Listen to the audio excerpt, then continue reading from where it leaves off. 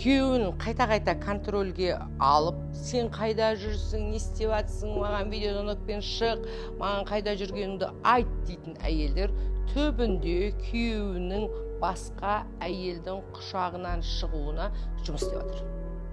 Ана кәдімгідей өз қолымен күйеуін басқа әйелге кетуіне ықпал етіп жатыр.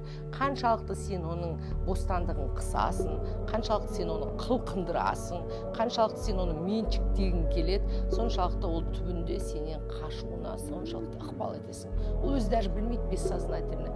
Не үшін ол шаршап кетеді ана давкадан. И ол давканы бір жерден барып, ақыры Пашама сенің қалағаның осы ма деп өзі басқа елдің құшағынан қалай шыққанын даже еркегің де өзі білмей қалуы мүмкін.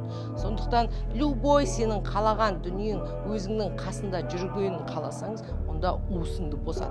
Егер сен балаңды қысқан сайын балаңды қашырасың, ақшаны қысқан сайын ақшаны қашырасың, күйеуді қысқан сайын күйеуді қашырасың. Өмірде барлық нәрсе менікі ешқайда кетпейді деп селт етпей отырсаң, спокойствиеде отырсаң, оказывается, барлығы сенің айналаңда жүреді екен. Неден ойбай мен айырылып қалам, осыдан айырылсам өлдім деп жанталасасын, сол жерден барып таяқ жейсің ғой. Сондықтан қысуды любой нәрсені доғарыңыздар.